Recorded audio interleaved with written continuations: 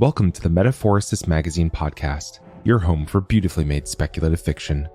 The magazine is edited by B. Morris Allen, and I'm your host, Matt Gomez.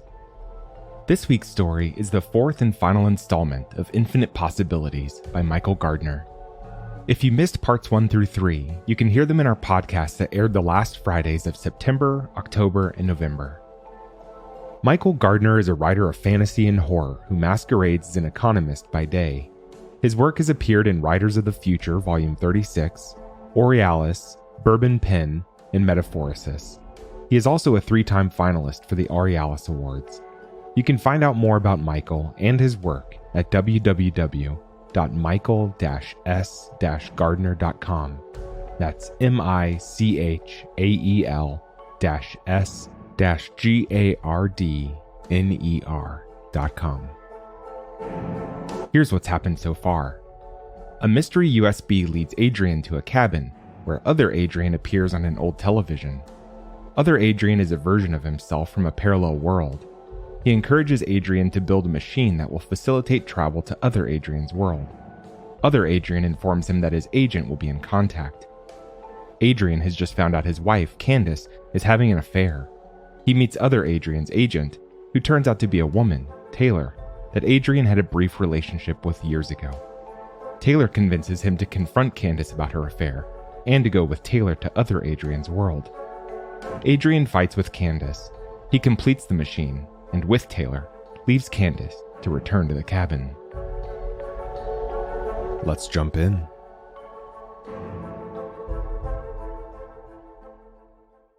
As Taylor inserts her key into the padlock, Adrian glances back over the canola toward the housing estate, and Taylor's car parked on the verge of the empty road. Night has fallen, but the moon is full and casts the scene in a soft, silvery glow. There is no wind. It's almost as if the world is holding its breath with anticipation. It makes Adrian nervous. Hairs raise on his arms, his heart quickens. He turns back to see Taylor slide the chain from the gate and drop it to the ground. She pushes the gate inward, waits for Adrian to enter. The machine is deceptively heavy, seemingly getting heavier the longer he carries it. His forearms burn. He moves with quick, stuttering steps up onto the deck.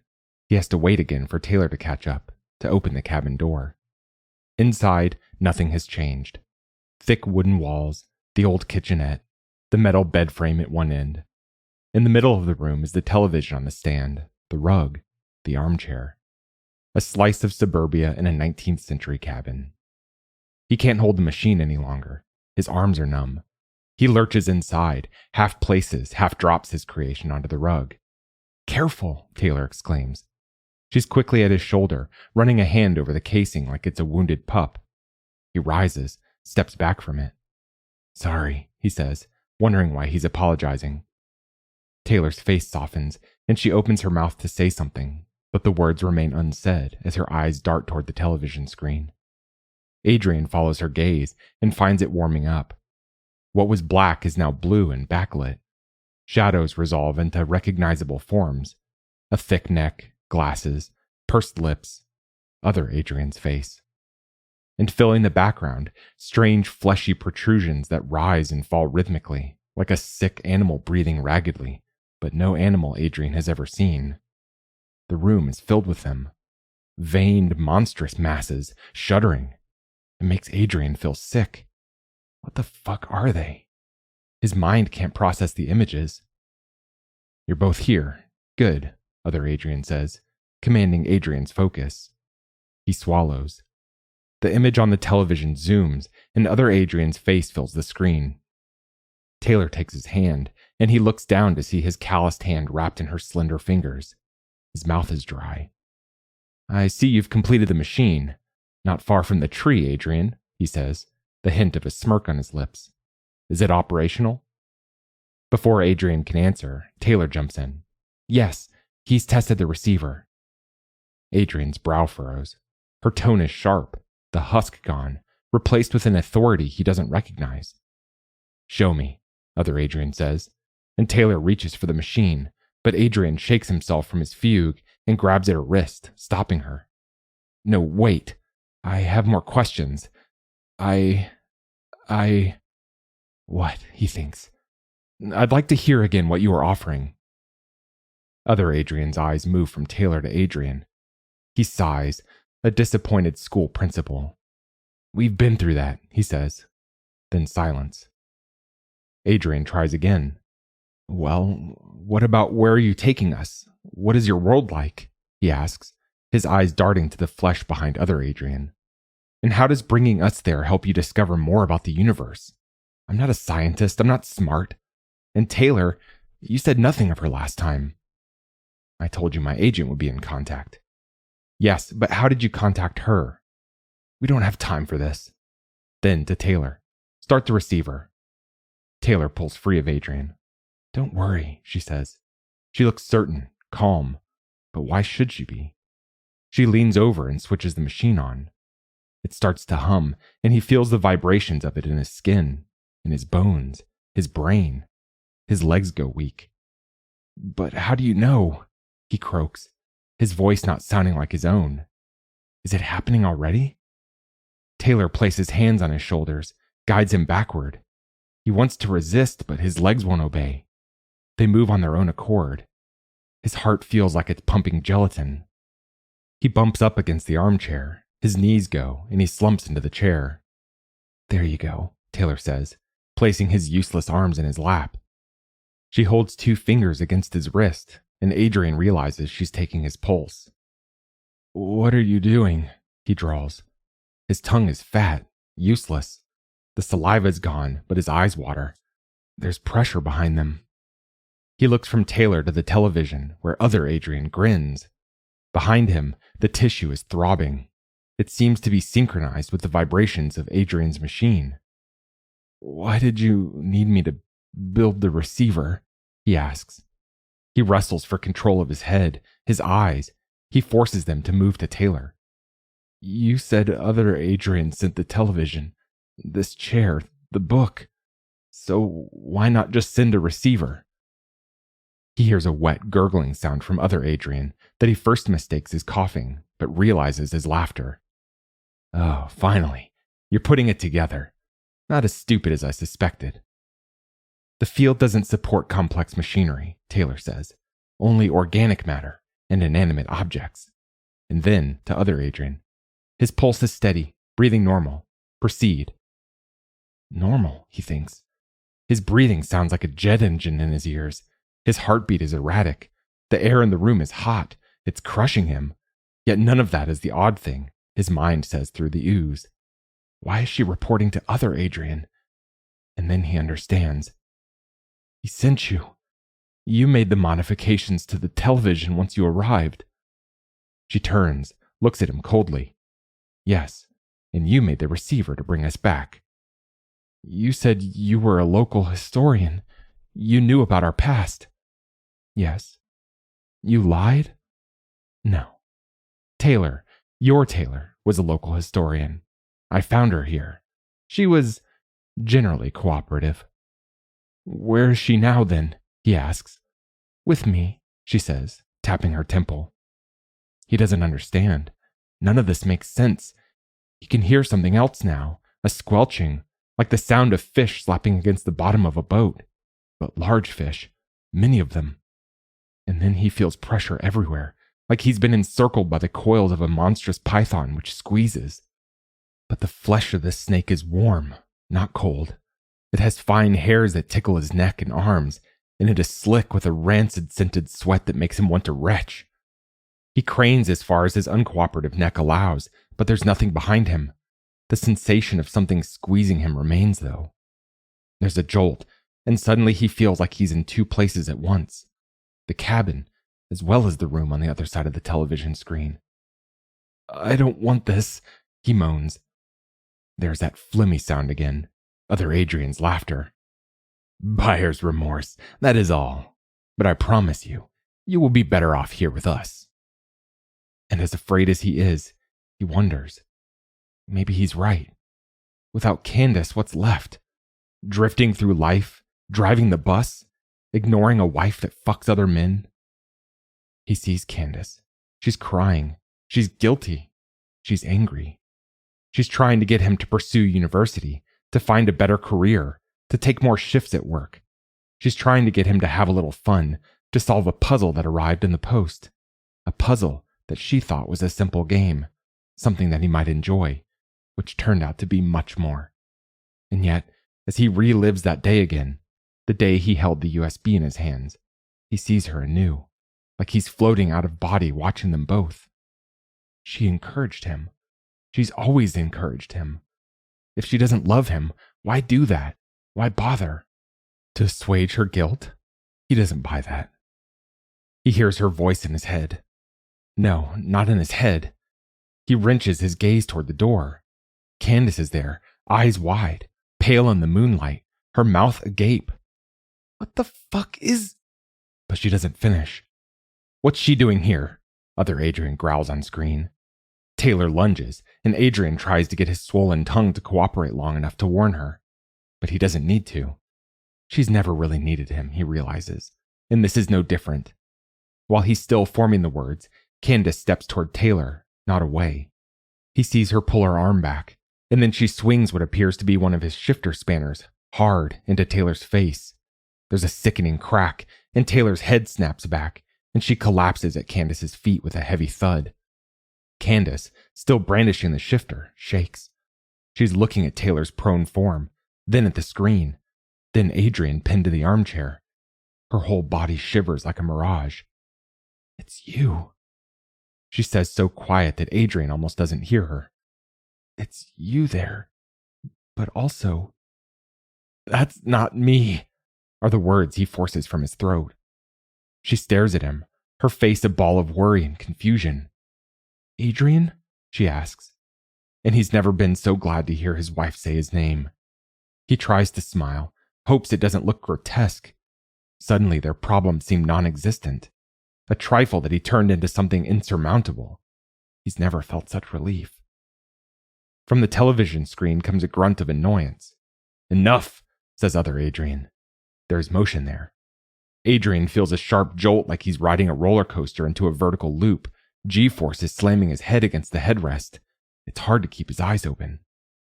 From Candace, he hears his name again, but it's garbled. He tries to tell her to switch the receiver off. He's not sure he's successful. He feels hands on his shoulders shaking him. He hopes it's her. There's a slap to his face, but it feels distant and oddly cold, which is nice given the humidity in the air and the fever heat of the flesh that enfolds him. He hears Candace's voice once more. Then everything goes black.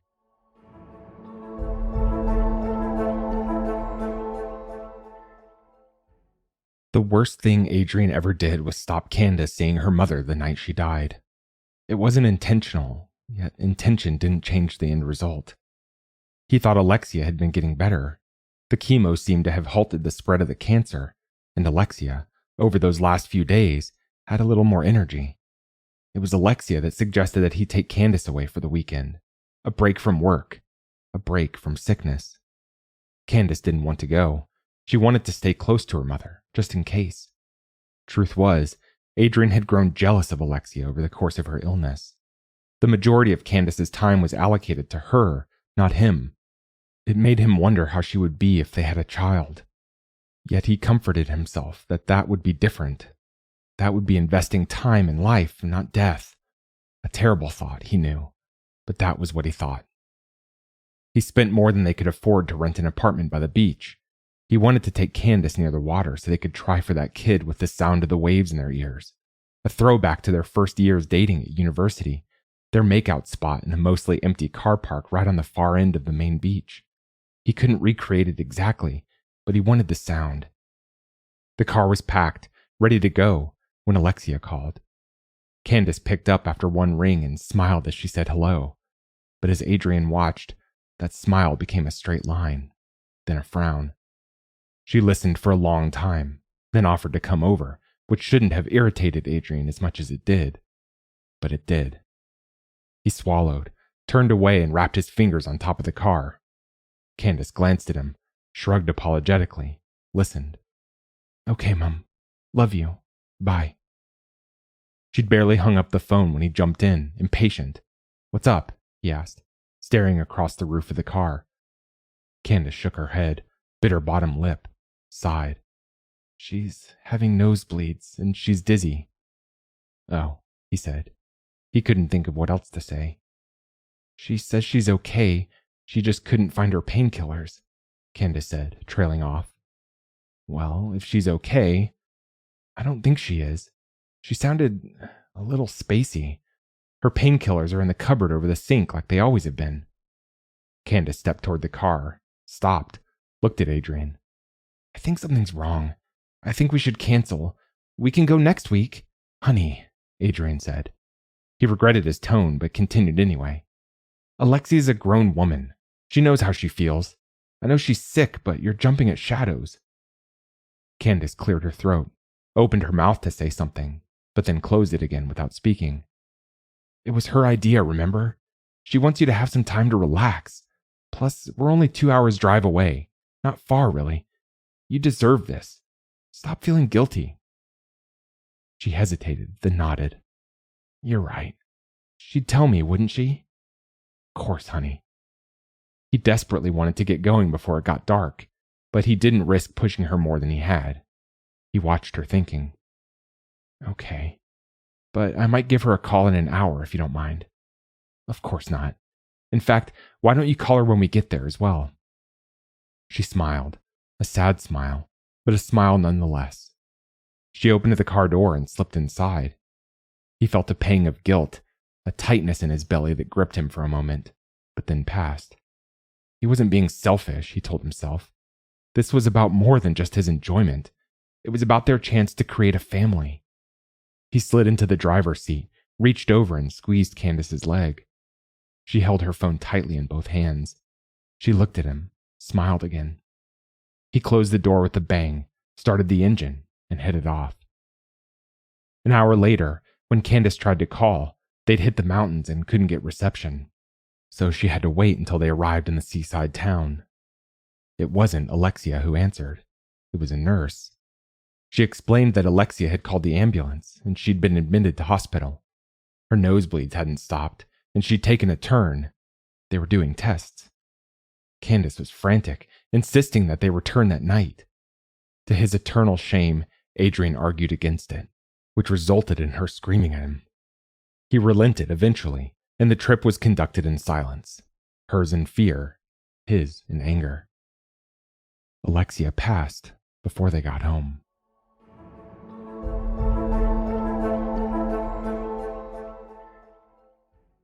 Adrian wakes to a sensory assault unlike anything he's ever experienced before.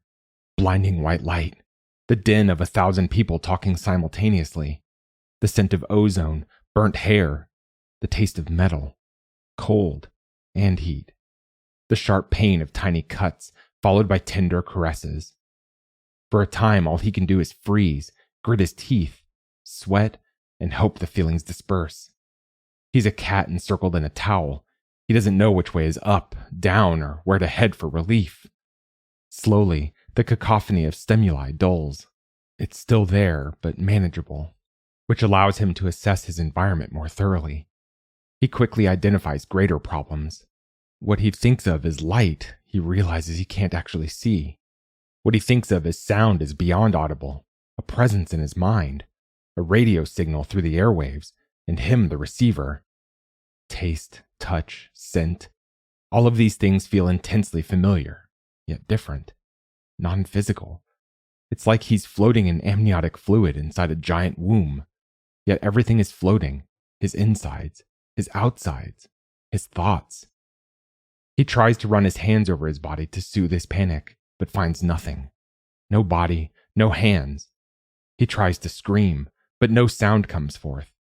Something creeps into his mind. A whisper. Adrian. More panic. He gags on the taste of copper. It recedes, and he backpedals from the brink of insanity. Who is that? Where am I? What? He was going to ask what happened to Candace, but then he remembers. He recalls other Adrian on the screen, the receiver messing with his head, his body. He felt squeezed, drawn away. But where to? This isn't the other world he was expecting. You're in his realm now, like all of us, says a voice that feels like his own, but isn't. physically subsumed, mentally joined. Part of a hive mind now, but controlled by ourselves, interrupts a second voice. Not ourselves. Nothing like ourselves. He's, comes a third. Evil. Manipulative. Other Adrian, Adrian projects.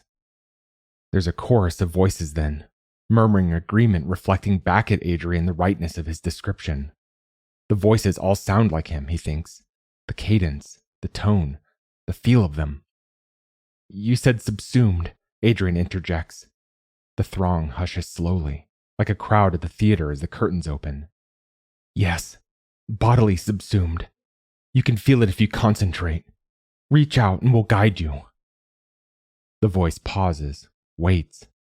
Adrian complies and searches for his physical body. He reaches out with his mind for his hands, his feet, his chest, and he falls into his body and is instantly crushed by a huge weight. He's damp, hot, surrounded by darkness. He feels intense pressure, then relief, then pressure, like his body is being gummed by a toothless giant. There's no pain as such, but even in his anesthetized state, he knows his bones are breaking and his organs are turning to jelly. He jerks back hard, finds himself in the white space again. What the hell? He hisses. Yes, unpleasant. But that's impossible. Impossible in your world. Impossible in mine as well. Many more murmur agreement. But there are infinite worlds and infinite possibilities. Not all follow the same laws as each other. Another Adrian chimes in. In this world, it is better to think of other Adrian as a large amoeba, an amorphous creature, able to subsume others into itself, to grow stronger, larger, to learn, to feed on the flesh and our minds. The Adrians allow Adrian a moment to process this. Instead, he pictures Candace coming home from work, finding him at his workbench. She always engaged him first, with small talk, a touch on his shoulder, something. Always first. He'll never have that again. He's hit by the weight of his stalemate life, neither moving forward nor back. Floating, resenting Candace for pushing him. Pushing him, he sees now, just to live a little more. He could have chosen to do so many things. He thought he'd chosen her. He thought she'd failed him, finding someone else. But it was him, he realizes. He begrudged her for changing, for trying new things, for going after her career, for meeting new people, for trying to drag him with her. He begrudged her for mourning her mother, and for putting her grief before his desire for a family. How hadn't he understood this before? He wonders why she stayed. All of this rushes through his mind like a man given news of a terminal diagnosis, a man forced to reassess his life, knowing it will end soon, and the time to fix his mistakes is insufficient. Candace, he thinks, and it's so plaintive, so quiet, he wonders if they even hear.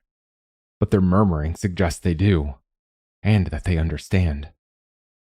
Most of us lost her, nearly all of us. But other Adrian said Taylor was our soulmate. Lies, hisses another. But don't give up. No, don't give up. Infinite worlds with infinite love stories better than our own. Adrian hopes that is true. And with your arrival, a final hope. Adrian's attention is honed. He focuses in on the presence that said those words. Hope. Yes, hope. But we must act fast. He'll return soon. Act? To do what? To overwhelm other Adrian. I don't understand. How? Some of us have been with him for a very long time.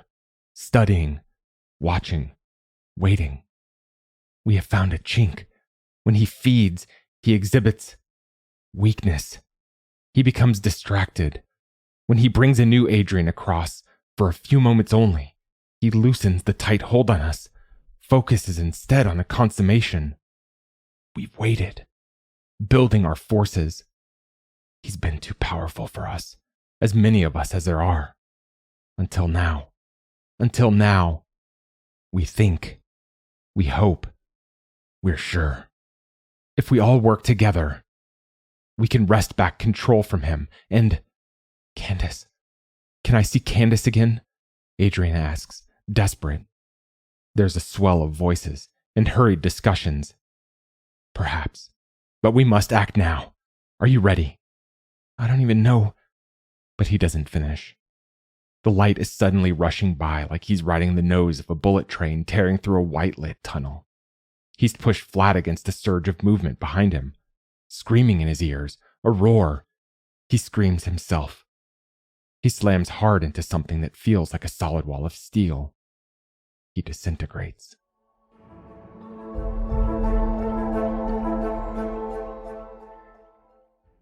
Adrian blinks and is shocked to find he has eyelids again. The physical sensation of them feels strange after a period of having nothing. But this body is not his own.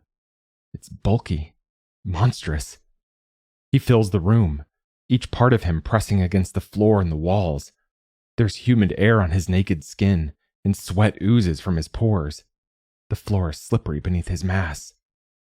He's slumped over a bank of machinery, hands caressing a keyboard marked with odd symbols. His arms are stunted, a contrast to the rest of him.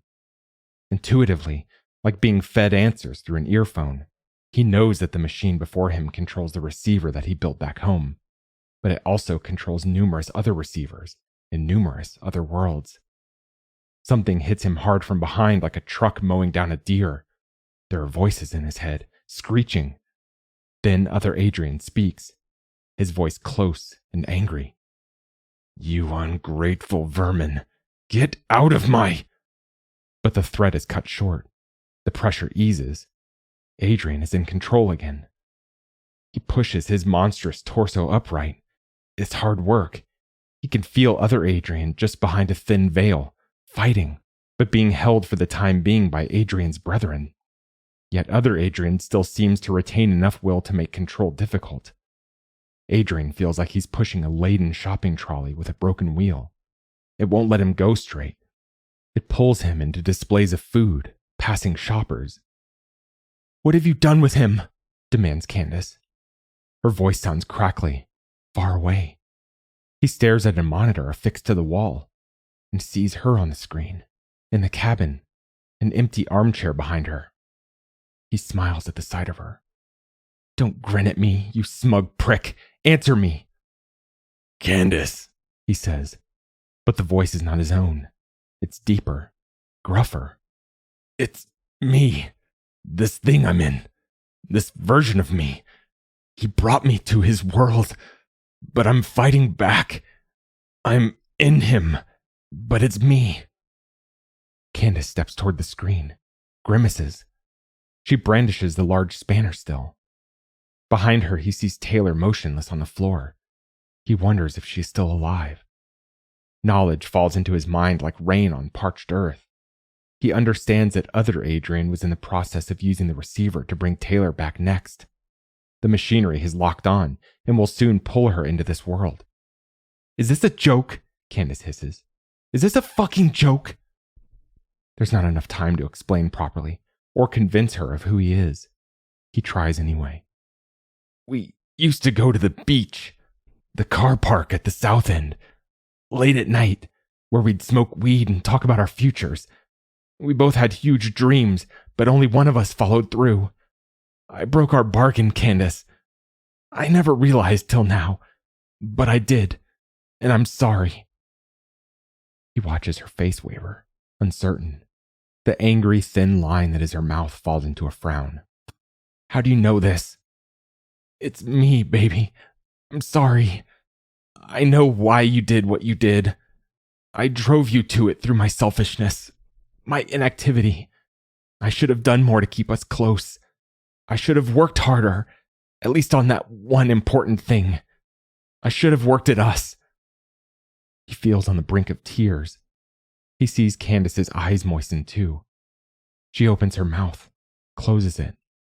He doesn't know if she really believes it's him, but after a moment, the words flow from her like a torrent. I'm so sorry. I'm so sorry.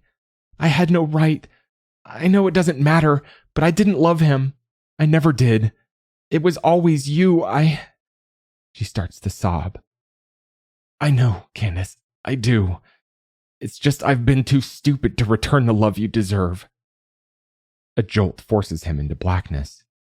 He feels hundreds of presences slithering over each other like snakes, one larger and more powerful than the rest.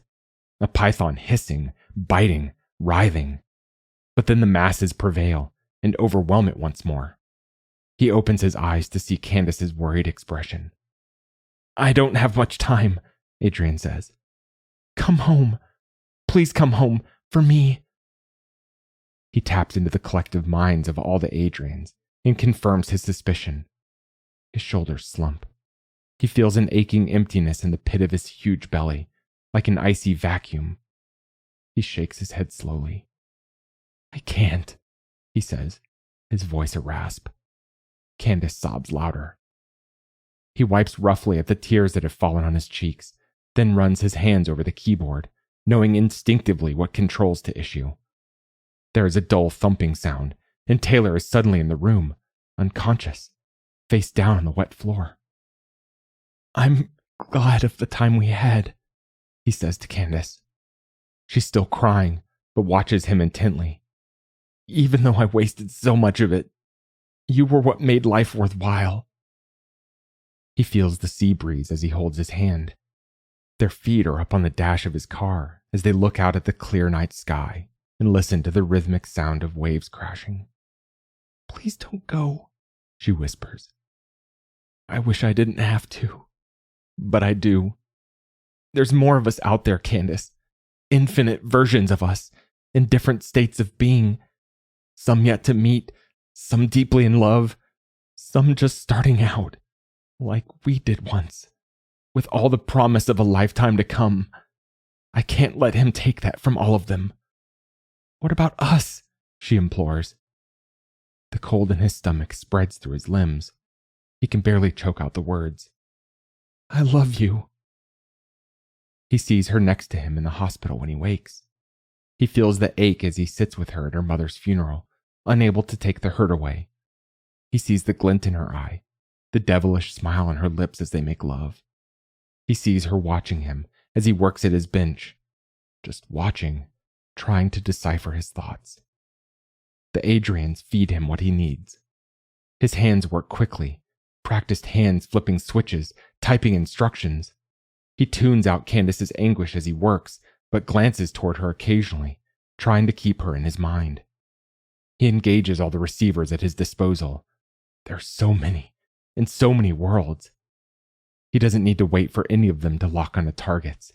Not for this task. He just needs them open.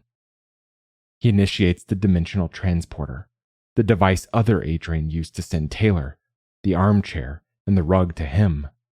He refocuses it, and along with the receivers, creates a lengthy, complex loop. Goodbye, Candace, he says. Other Adrian smashes through the defenses of the Adrians, slams into him and squeezes. What the fuck have you done?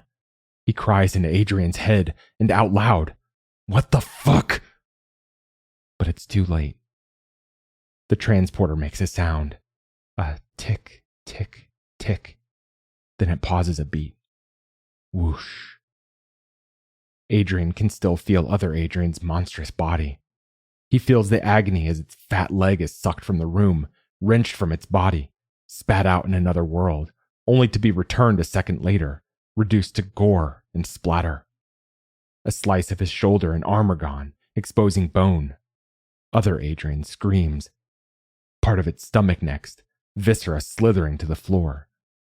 The receivers continue to send the parts back.